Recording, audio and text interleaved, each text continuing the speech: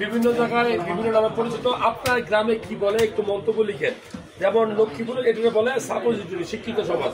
আর যারা গ্রামে থাকে তারা বলে এটাকে ডুস, নাকি? হ্যাঁ, জ্বর উঠলে ব্যবহার করা হয়। তো এখানে আমার ডুসের বিষয়ে কথা বলি যে নর্মালি কত জ্বর হলে আপনি এই সাপোজিটরি ব্যবহার করবেন।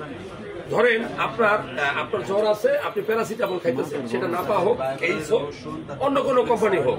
এখন জ্বরটা কন্ট্রোল কি করবেন? আপনি গা মুছে দিতে পারেন। অতিরিক্ত জ্বর যদি হয় 101 ডিগ্রি ক্রস করে 101 ডিগ্রি, 2 ডিগ্রি, 3 ডিগ্রি, 4 ডিগ্রি হয়, কি সমস্যা হতে পারে?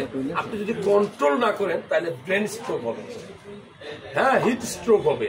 তো সেক্ষেত্রে সাপোজিটরি ব্যবহার করার নিয়ম বলি, 500 মিলিগ্রাম একটা সাপোজিটরি আপনি 6 ঘন্টা পর পর ব্যবহার করতে পারবেন। কতক্ষণ পর পর? 6 ঘন্টা। অথবা বলা হয়েছে আপনার জ্বর যদি শরীরে 101 ডিগ্রি ক্রস করতে মাথায় হাত দিলে হাতটা পুড়ে যাচ্ছে মনে হয়, ঠিক ওই সময় ব্যবহার করবেন। কারণ